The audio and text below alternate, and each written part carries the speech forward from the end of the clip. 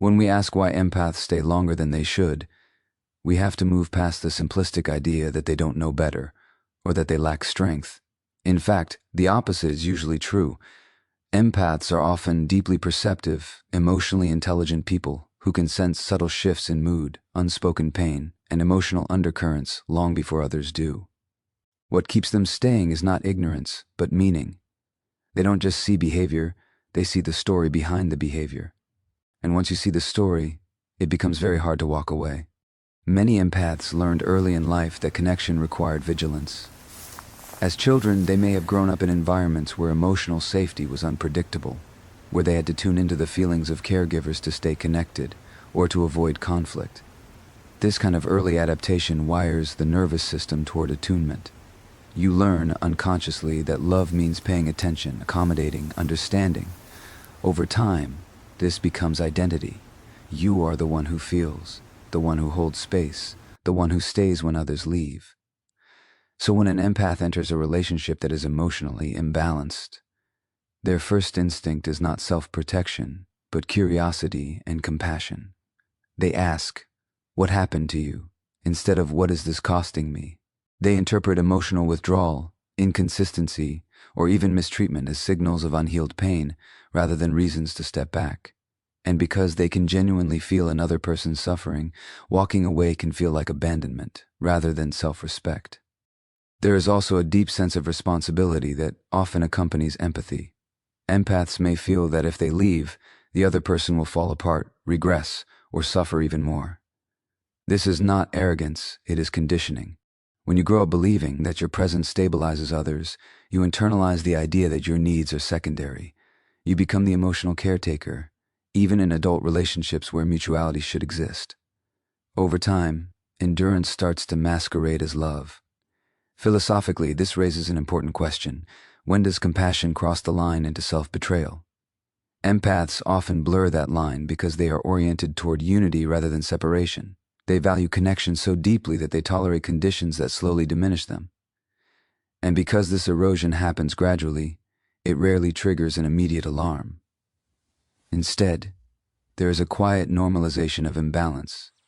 You tell yourself that relationships are hard, that everyone has flaws, that love requires patience. All of that is true, but only up to a point. What is often missing for empaths is not empathy for others, but empathy for themselves. They may understand everyone else's trauma while minimizing their own exhaustion. They may justify someone else's harmful behavior while dismissing their own emotional pain as not that bad. This is how staying becomes a habit rather than a choice. You don't stay because you're weak. You stay because leaving feels like violating your deepest values. But here is the uncomfortable truth. Empathy without boundaries is not love. It is self-abandonment. And self-abandonment always comes at a cost. The longer an empath stays in an environment where their care is not reciprocated, the more disconnected they become from themselves. Their body knows before their mind does, through fatigue, anxiety, numbness, or a persistent sense of heaviness. The turning point in an empath's life often begins with a simple, radical realization. Understanding someone's pain does not obligate you to sacrifice your own well-being. Compassion does not require self-destruction. You can care deeply and still choose to step back. You can love without disappearing. And this is the reflection to carry forward. If staying requires you to silence yourself, shrink your needs, or endure emotional harm, then what you are protecting is not love, but an old survival pattern that no longer serves you. When empathy is exploited, the damage rarely looks dramatic at first.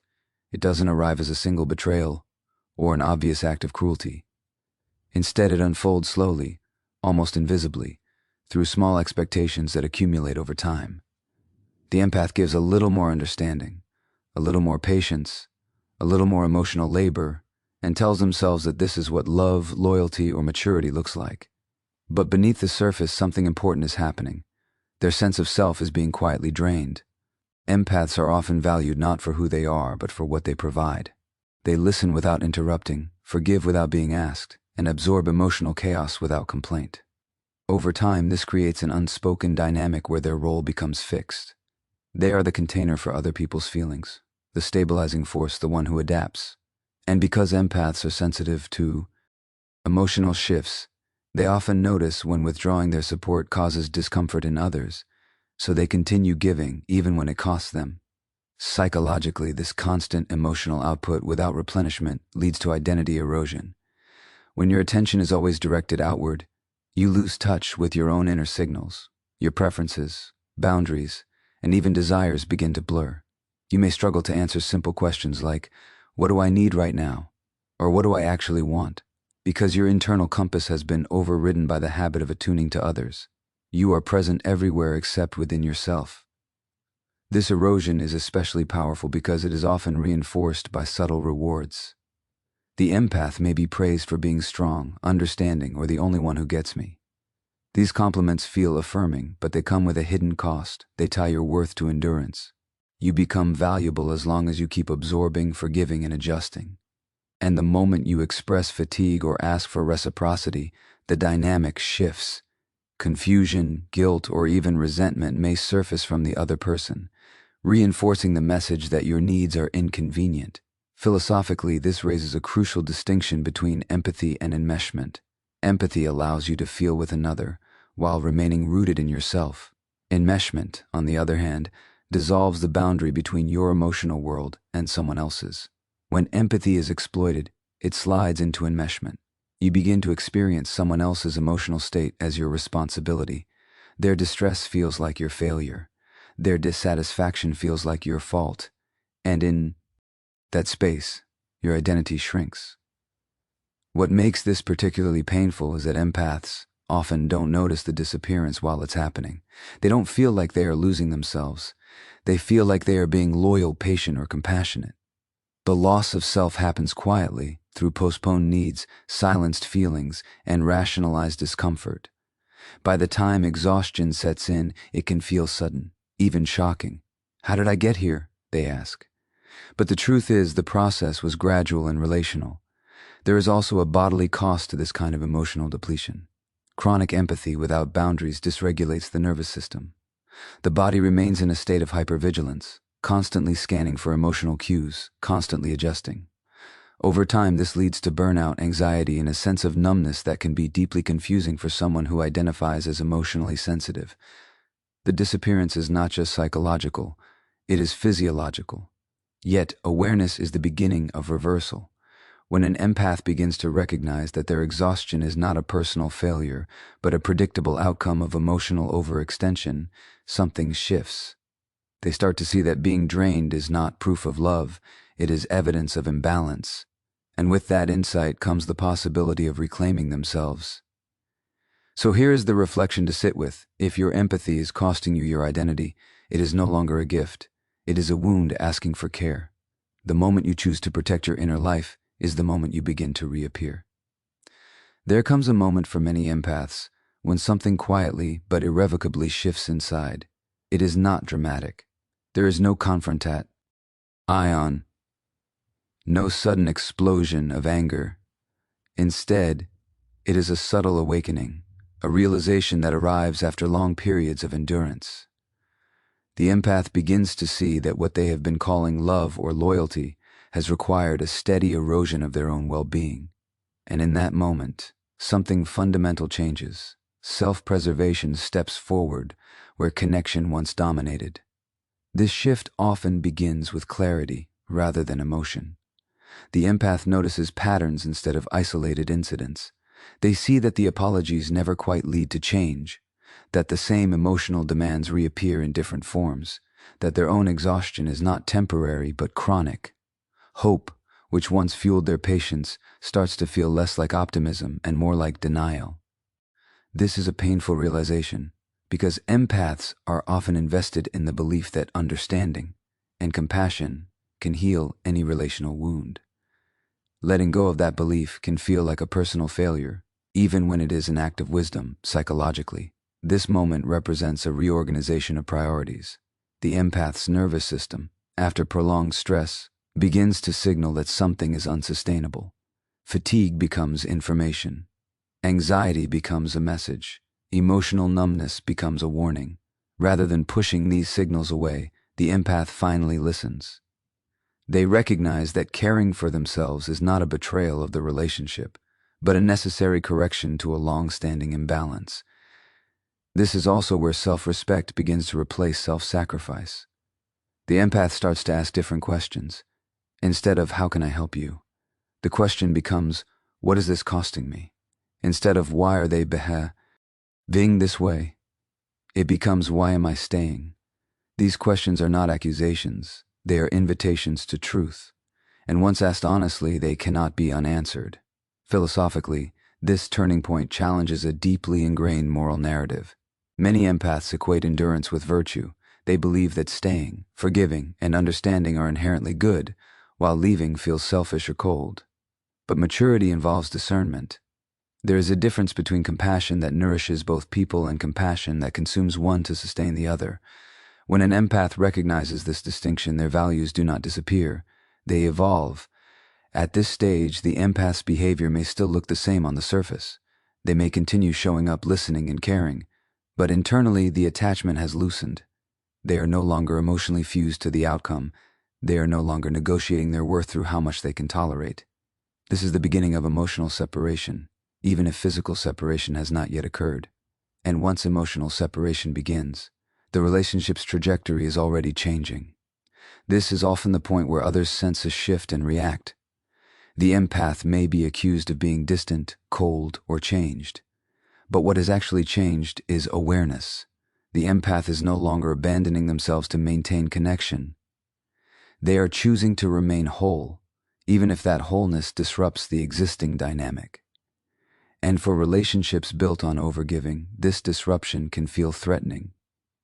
The most important thing to understand is that once self-preservation becomes conscious, it cannot be undone. You cannot unknow what you now You cannot return to the innocence of hoping that self-sacrifice will eventually be rewarded with reciprocity. The empath has crossed an internal threshold, and while they may still care, they will no longer disappear for the sake of connection. So here is the truth to carry forward. The moment you choose yourself without resentment or apology, the relationship begins to end, not in anger, but in clarity. And clarity, once awakened, always leads you back to yourself. When an empath finally begins to set boundaries, something unexpected often happens. The other person experiences it not as balance, but as abandonment. This reaction can be confusing and painful for the empath, especially because the boundary is usually reasonable, measured, and long overdue. Yet to someone who has grown accustomed to the empath's overfunctioning, any reduction in emotional availability can feel like a loss of control, a withdrawal of love, or even a betrayal. To understand this, we have to look at what the relationship was unconsciously built upon. Many people who are drawn to empaths are not necessarily malicious, but they are accustomed to being emotionally carried. They rely on the empath's attentiveness, flexibility, and tolerance to regulate their own inner discomfort. Over time, this creates an imbalance where the empath becomes a stabilizing force, and the other person becomes dependent on that stability without fully recognizing it. When boundaries appear, the system destabilizes. Psychologically, boundaries expose unmet expectations.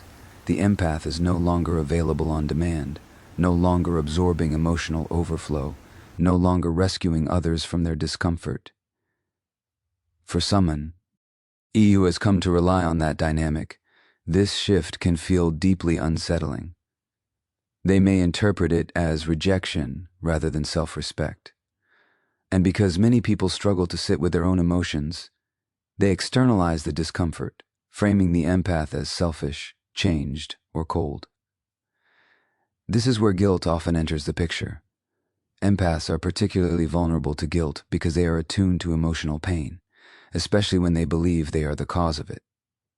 When someone reacts strongly to a boundary, the empath may feel responsible for their distress, but this is a misunderstanding of what boundaries are.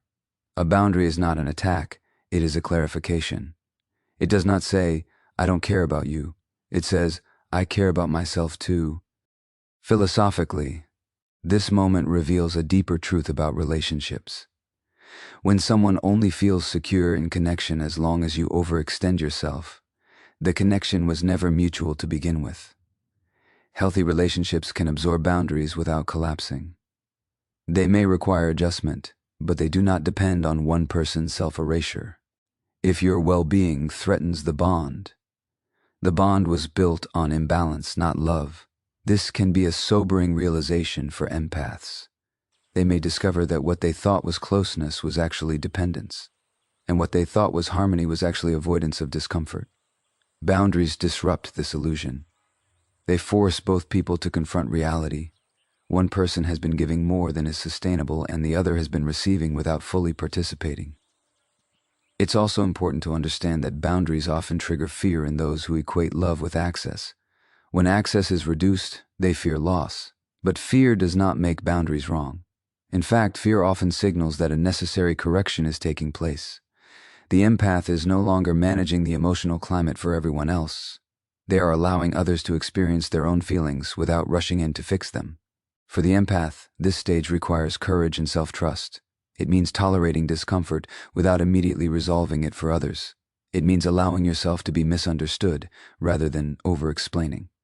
It means recognizing that being perceived as the bad one is sometimes the price of becoming whole. This is not cruelty, it is maturity. Over time, something revealing happens. Some people adjust. They rise to the occasion, take responsibility for themselves, and the relationship evolves into something healthier. Others do not. They cling to the old dynamic, resist change, and frame the empath's growth as abandonment. And in that response, the empath learns an important truth about who values connection and who values control. So here is the reflection to carry with you. If your boundary feels like abandonment to someone else, it may be because your self-respect has ended a role they depended on. And choosing yourself even when it disappoints others is not a failure of love. It is the beginning of integrity. When an empath finally begins to leave, it rarely looks like leaving from the outside. There is no dramatic exit, no final argument designed to be heard or remembered. Instead, the withdrawal happens quietly, internally, long before any physical distance appears. This is why so many people are shocked when they realize the empath is truly gone. They didn't notice the gradual emotional disengagement because it didn't demand attention. It simply unfolded. The empath's silence at this stage is not avoidance, it is clarity. They have already had the internal conversations, already wrestled with guilt, already grieved the relationship they hoped could exist. By the time they stop explaining themselves, they are no longer confused. They are no longer seeking understanding or validation. They are conserving energy. And this conservation is not indifference, it is self-respect. Psychologically, this silent withdrawal is the nervous system recovering from prolonged overstimulation. The empath has spent months or years in a state of emotional vigilance, constantly monitoring, adapting, and absorbing. When begin to pull back, the body finally gets a chance to regulate. There is often a sense of relief mixed with sadness, as if a heavy burden has been set down. The absence of drama is not apathy, it is regulation. What is often misunderstood is that empaths do not disappear impulsively. Their departure is the result of sustained self-reflection. They reach a point where staying requires more emotional labor than leaving. And because empaths are deeply relational, they do not make this decision lightly. They exhaust every internal option first: communication, empathy, patience, forgiveness. Withdrawal happens only after these resources have been depleted. Philosophically, this stage represents a shift from hope to truth. Hope imagines what could be. Truth accepts what is.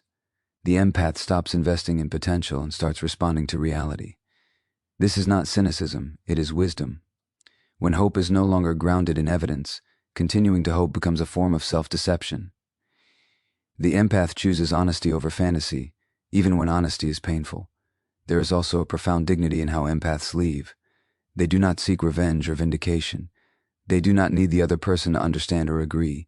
Their leaving is not a statement meant to punish, it is a decision meant to preserve. This is why their absence can feel so final. There is no emotional thread left to pull on, no conflict to reignite, no performance to respond to. The empath has already closed the inner door. For those on the receiving end, this can feel abrupt and confusing. They may say, "You never said it was this bad," or "You didn't give me a chance."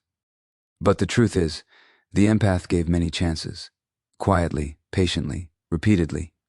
They communicated in ways that were subtle, often nonverbal, often minimized. The tragedy is not that the empath left without warning, it's that their warnings were not taken seriously. For the empath, this phase is also one of integration. They begin to reclaim parts of themselves that were dormant. Creativity returns, energy returns, desire returns. The space once occupied by emotional labor becomes available for growth, joy, and self-discovery. The disappearance is not a vanishing, it is a re-emergence. So here's the truth to hold on to. When an empath withdraws in silence, it is not because they stopped caring, it is because they finally started caring for themselves. And once that care becomes non-negotiable, their leaving is not temporary. It is complete. When an empath finally reclaims their empathy for themselves, something profound changes, not just in their relationships, but in how they inhabit their own life. For so long, empathy may have flowed outward almost automatically, like a reflex. Others' emotions took priority. Others' pain demanded attention. But self-directed empathy has a different quality. It does not rush. It listens. It asks questions the empath may never have been allowed to ask before, such as, what am I feeling, and what do I need right now? This inward turn is not selfishness, it is restoration. Psychologically, it marks the end of a survival pattern where safety depended on managing others. When empaths begin to extend the same compassion inward that they so freely give to others, they start to heal the original wound that made overgiving feel necessary. They learn that their worth is not earned through usefulness, endurance, or emotional labor. It is inherent. As this shift deepens, the empath's sense of self becomes more solid. They no longer feel compelled to explain their boundaries or justify their needs. Their nervous system settles. Decisions become clearer because they are no longer filtered through guilt or fear of disappointing others. This internal alignment creates a new kind of freedom, the freedom to choose connection rather than cling to it. Philosophically, reclaiming empathy for the self restores balance.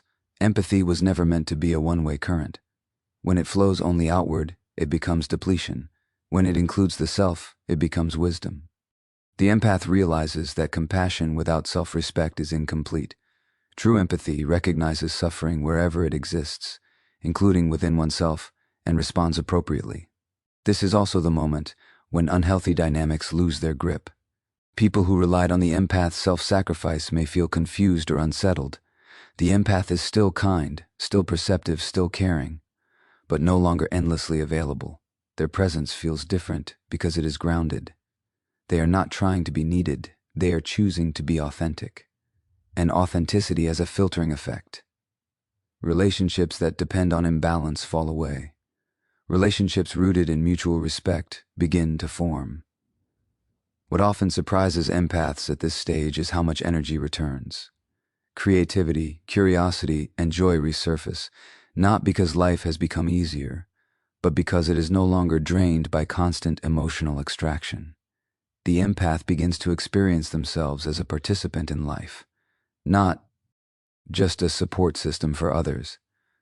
This is not a disappearance, it is a homecoming. There is also grief here.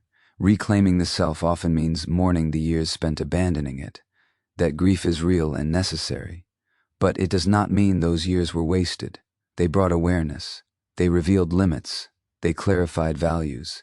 Growth rarely comes without cost, but it does bring coherence. The empath begins to see their past not as a mistake, but as a passage. At this stage, empathy becomes a conscious choice rather than a compulsion. The empath can engage deeply without losing themselves. They can care without rescuing.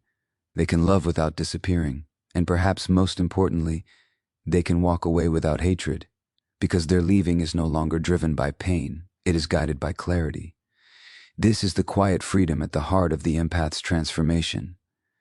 When empathy includes the self, it no longer leads to depletion or disappearance. It leads to presence. And presence is powerful. It reshapes every relationship because it is no longer negotiable. So let this be the final reflection. When you stop abandoning yourself in the name of compassion, you don't lose your empathy, you reclaim it. And in reclaiming it, you stop disappearing and start living as the whole, grounded person you were always meant to be.